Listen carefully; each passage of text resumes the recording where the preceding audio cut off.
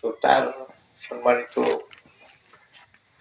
অধ্যক্ষ জনাব জিয়াউল হুদা, মোহাম্মদ জিয়াউল হুদা, এবং এই যে আয়োজনের মঞ্চ তো ঠিক নয়, কিন্তু যাই হোক তারপরে আমরা সামনাসামনি বসেছি।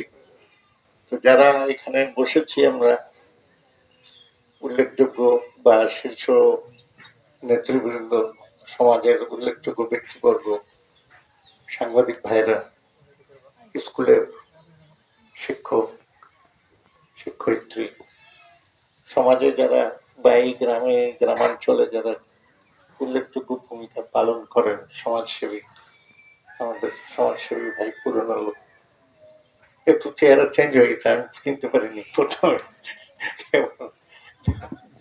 তো আপনারা যে ওনাদেরকে ডেকেছেন এবং আমাদের সঙ্গে একটু পরিচয় হলো, আমরা সবাই মিলে একসঙ্গে এখানে একটা বিনিময় করছি না।